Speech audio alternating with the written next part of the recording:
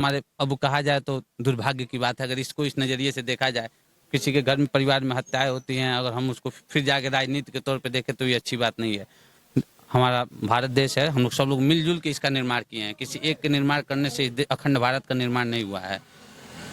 देखिए कि सुगबुगाहट आई तो हमको लगा कि गांव में जैसे सुबह ही सुबह 6 बजे की घटना है, तो उनके घर से रोने की आवाज़ आई। तो अंशिका को हम खड़ा करा के टेबल पूछ रहे थे, इनकी छोटी लड़की को।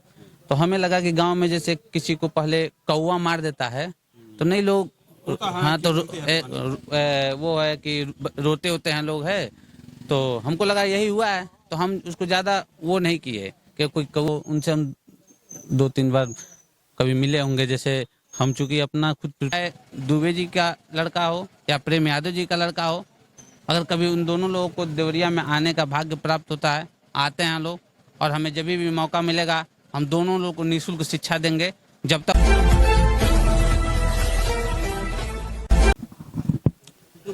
दोस्तों नमस्कार, हम देवरिया के रुद्रपुर फतेहपुर गांव के पास आज खड़े हैं और यहाँ पे अखिलेश जी आने वाले हैं। तो काफी गहमा गहमी थी। इत्तेफाक था कि प्रेम यादव जी के बच्चों को जो ट्यूशन पढ़ाते हैं टीचर, उनसे मुलाकात हो गई। उनसे जानने का प्रयास करते हैं कि जो यूट्यूब पे लगातार या चैनलों पे लगातार चल रहा, हम लोगों तो उनके परिवार से मिलने नहीं दिया गया, ना ही सत्यप्रकाश दुबे के परिवार से मिलने दिया गया। फिलहाल देखते हैं, बात करते हैं। जी सबसे पहले तो मैं आपका परिचय जानना चाहूंगा। मैं रितेश कुमार यादव, देवरिया खास से। अभी पता चला कि आप उनके बच्चों को ट्यूशन पढ़ाते थे। हाँ, उनके बच्चों को हम ट्यूशन पढ़ाते थे। तेज प्रताप थी जो क्लास 6 में है, तेज प्रताप क्लास 6 में है, अंशिका क्लास 4th में थी, और एक छोटा बच्चा था जो राम जी का, वो शायद LKG में था, क्योंकि उनको दूसरे टीचर पढ़ाते थे। तो ये था कि बच्चों का स्वभाव अच्छा था, परवरिश भी अच्छी थी, बच्चे पढ़ने में समझदार थे। तो हमारे लिए, हम तो अध्यापक हैं, तो हम बच्चों के भविष्य की चिंता करेंगे। बाकी जो चीज़ें हो रही हैं उस पर सरकार अपनी प्रतिक्रियाएं जाहिर करेगी, अपना जैसा होगा वैसा करेगी। अच्छा एक चीज बताइए, लगातार अगर सोशल मीडिया पे हम लोग देख रहे हैं, जब आप उनके परिवार के बहुत करीब थे, उनके बच्चे को ट्यूशन पढ़ाते थे, तो कहीं ना कहीं प्रेम यादव क्या बिहेव कैसा था, उनका व्यवहार कैसा था, इसके बारे में आप जानते होंगे। चूँकि उनके जो छोटे भाई हैं राम जी, उनसे हम 2-3 बार कभी मिले होंगे। जैसे हम चूँकि अपना खुद प्रिपरेशन करते थे तो समय नहीं देते थे, घर पे पढ़ाने के बाद तुरंत हम लाइब्रेरी चले जाते थे पढ़ने के लिए। तो प्रेम जी से कभी हमारी मुलाकात नहीं हुई, लेकिन राम जी अच्छे स्वभाव के थे, वो देवरिया ही रहते थे। अच्छा, सुना यह है कि राम जी को भी इसमें मुलजिम बनाया गया है। अब देखिए, वो तो सरकार और न्यायालय। मुलजिम बनाया गया है कि नहीं बनाया गया है? हाँ, बनाया गया, शायद सुनने में आया कि बनाया गया है, लेकिन हम उस पर ज़्यादा हम उस पर खोज खबर नहीं किए। लेकिन ऐसा नहीं है कि मुस्लिम बनाया गया तो न्यायालय अपना अच्छे से न्याय करेगी। न्यायालय पे हमें अभी भी पता ये चला है, देखिए खबरों के द्वारा जो हमें जानकारी हुई है, हमें ये जानकारी हुई कि वो देवरिया में रहते थे। इस घटना से उनका कोई संबंध नहीं है। मैं इसलिए पूछ रहा हूँ आपसे कि आपको क्या जानकारी है। वो देवरिया में रहते थे, जी, तो उनके भाई होने के नाते मुलजिम हो सकता है व्यक्ति? नहीं, रहने के लिए तो देवरिया में ही रहते थे, वो प्रॉपर देवरिया में ही रहते थे। अब कभी कभी बीच में गांव आते थे, गांव है तो लोग अपने गांव आते जाते ही रहेंगे। तो वो अपने गांव। घटना के दिन आपको क्या कुछ जानकारी है? घटना के दिन चूंकि हम बच्चों को पढ़ा रहे थे, तो इनके घर से रोने होने की सुगबुगाहट आई। तो हमको लगा कि गांव में जैसे सुबह ही सुबह 6 बजे की घटना है, तो उनके घर से रोने की आवाज़ आई। तो अंशिका को हम खड़ा करा के टेबल पूछ रहे थे, इनकी छोटी लड़की को। तो हमें लगा कि गांव में जैसे किसी को पहले कौवा मार देता है तो नहीं लोग, हाँ तो वो है कि रोते होते हैं लोग है।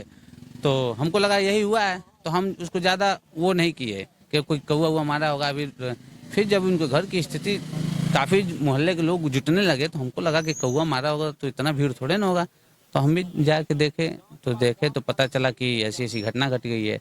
उसके बाद बच्चे अपना कोई गाड़ी गांव से भेजा होगा, तो गाड़ी आई और सबको लेके वहाँ क्या बोलते हैं गांव के लिए निकले। इनके बच्चे, प्रेम यादव जी के बच्चे भी वहीं देवरिया में थे? हाँ, देवरिया। एक का नाम तेज है जो क्लास 6 में सरस्वती विद्या मंदिर में पढ़ता है।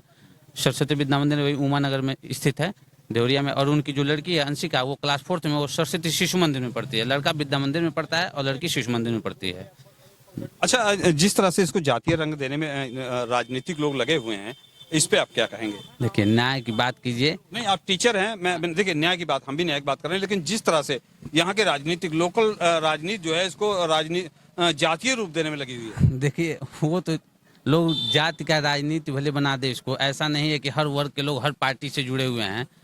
हमारे कई मित्र समाजवादी पार्टी से जुड़े हुए हैं, कई हमारे रिलेटिव भाजपा से जुड़े हुए हैं। तो ऐसा इसको इस तरीके से नहीं देखना चाहिए। ये तो हमारे अब कहा जाए तो दुर्भाग्य की बात है। अगर इसको इस नज़रिए से देखा जाए, किसी के घर में परिवार में हत्याएं होती हैं, अगर हम उसको फिर जाके राजनीति के तौर पे देखें तो ये अच्छी बात नहीं है।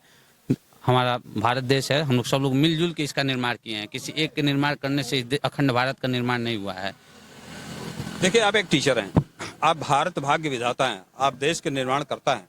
आप जो यहाँ पे चल रहा है, आपका मैं चाहूंगा कि थोड़ा सा उस पर ये बताइए, जो चल रहा है, जिस तरह से लोगों ने जातीय द्वेष फैलाने की कोशिश की, आने वाले भविष्य में इसका क्या मतलब वो हो सकता है? जानते हैं, आज के समय में ये देखा जा रहा है कि बच्चे जो हैं, जो नौजवान पीढ़ी के बच्चे हैं, जैसे हम लोग की उम्र के बच्चे हैं, उनकी मानसिकता ऐसे बन गई है कि वो हमारे वर्ग का नहीं है। अलगाव की भावना अभी से उत्पन्न होना शुरू कर देगी, जो कहीं ना कहीं चल के आगे हमारे देश के लिए संकट खड़ा कर देगी। क्योंकि अगर हमको अपने देश का, अखंड भारत का निर्माण करना है और हमको विकासशील राष्ट्रों में अपनी गिनती करवानी है, तो हमें मिलजुल के काम करना पड़ेगा। किसी के बहकावे में आने की जरूरत नहीं है, क्योंकि अखंड भारत का निर्माण तभी होगा जब हम लोग साथ चलेंगे। अकेले, जैसे कहा जाता है ना कि अकेला चना भार नहीं फोड़ सकता, वैसे ही हम लोग अकेले रास्ते को बना नहीं सकते। मिलजुल के चलेंगे, हर परिस्थितियों से लड़ेंगे, गुजरेंगे और मिल के साथ काम करेंगे तो जरूर देश का विकास करेंगे। इन परिस्थितियों के लिए आप जिम्मेदार किसको मानते हैं? देखिए, ये तो घटना थी, हम जिम्मेदार किसी को एक तरफा नहीं। घटना की नहीं, जो परिस्थितियां हमारे देश में खड़ी हो रही, जातिवाद हमारे देश में फैला, इन स्थितियों को, घटना से इन चीज़ों को देखिए, दूर करने के लिए सबसे आसान चीज़ें यही है कि हम लोग एजुकेशन लेवल को ऊपर ले जाएं, ताकि बच्चों के अंदर से ये भावनाएं पहले निकले कि हम ब्राह्मण, ये यादव, ये कुशवाहा, ये मौर्य, इन सब चीज़ों से हट के वो जब अपने देश के विकास के बारे में, अपने समाज के बारे में, एक सभ्य समाज का निर्माण करने के लिए जब वो आगे आएगा, तो वो खुद अपने आप देश की स्थिति सुधर जाएगी। इसमें सबसे बड़ी चीज़ है कि हम लोग अपने जाति को लेके बड़ा एक्टिव हो जाते हैं, और है ये कुछ नहीं। मेरा आखिरी सवाल आपसे है, हमें ये बताइए कि देश धर्म से सुधरेगा या शिक्षा से? देखिए, पहले तो हाँ, ये बात आप सही कहें कि धर्म से सुधरेगा या शिक्षा से। जैसे कहा जाए कि विद्यालयों में आज भी, या हम लोग धार्मिक चीज़ें, धार्मिकता की स्वतंत्रता, धार्मिक चीज़ों पे हमें स्वतंत्रता है, लेकिन हमें किसी स्कूल में नहीं पढ़ाया जाता है। क्यों? क्योंकि वो चीज़ें अनवरत चलती आती हैं। संस्कृत एक भाषा है, इसीलिए संस्कृत को पढ़ाया जाता है। उर्दू एक भाषा है, इसीलिए उर्दू को पढ़ाया जाता है। तो हम लोग के लिए शिक्षा जरूरी है। समाज हमें धर्म सिखा देगा। बच्चा जब पढ़ा लिखा रहेगा तो वो सही गलत का निर्णय लेने के लिए वो सक्षम है। तो इसलिए हमें शिक्षा पे विशेष योगदान देना चाहिए। धर्म क्या है? समाज से हम लोग, कई चीज़ें ऐसी होती हैं कि जो हम लोग देख के सीख जाते हैं। जैसे हमें नहीं बताया जाता, हमें जब हम छोटे होते हैं तो हम जान जाते हैं कि वो हमारे चाचा, छोटे हैं, धीरे धीरे बड़े तो चाचा हैं, बाबा हैं, धीरे धीरे हम समाज से ही तो सीखते हैं। अगर हम अपने सभ्य समाज का निर्माण कर दे तो बच्चा गलत कैसे हो जाएगा? ठीक, हमारे यहाँ सबसे बड़ी चीज़ है कि हम लोग अपने सभ्य समाज से दूर हटना चाहते हैं। हम लोग एक दूसरे की बुराई करने में, धर्म के नाम पे बांटने में लगे रहते हैं, जो भारत के लिए और अखंड भारत के निर्माण में ये हमेशा बाधा बन के खड़ा हो जाएगा। ठीक, बस यही कहना चाहता हूँ। दोस्तों, फिलहाल आप राय क्या है? आप जो है प्रेम यादव जी के बच्चों के अध्यापक हैं, टीचर हैं, ट्यूशन पढ़ाते हैं। आपने जो बताया, आपकी इस कमेंट पे राय क्या है जी? और एक चीज़ है कि वो चाहे दुबे जी का लड़का हो या प्रेम यादव जी का लड़का हो, अगर कभी उन दोनों लोगों को देवरिया में आने का भाग्य प्राप्त होता है, आते हैं लोग, और हमें जब भी मौका मिलेगा हम दोनों लोगों को निःशुल्क शिक्षा देंगे। जब तक हमारे चीज़ें हमारे हाथ में हैं, हम दोनों, इनके प्रेम यादव के भी तीनों बच्चों को,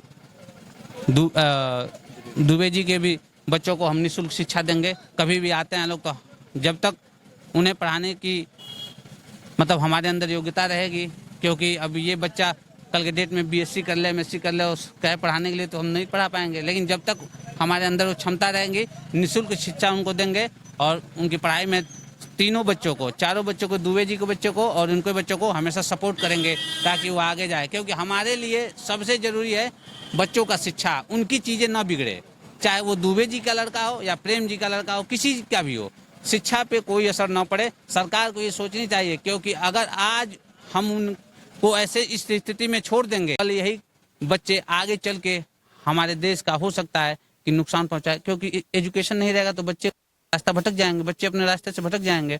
जब भटकेंगे तो आप भी जानते हैं कि आज के परिवेश क्या है, का यूज करेंगे वो चल के आगे और देश के लिए नुकसानदायक होगा। इन सब चीज़ों को देखते हुए हम बच्चों को निःशुल्क शिक्षा देंगे।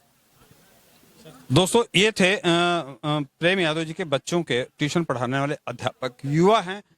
विचार आप सुन ही चुके हैं। आप इनके विचारों से कितना सहमत हैं आप कमेंट के रूप में जरूर बताइएगा। आपका कमेंट हमारे लिए बड़ा ही महत्वपूर्ण होता है। फिलहाल आप देख रहे हैं भारत दैनिक दर्शन। मैं विक्रम सिंह, नमस्कार।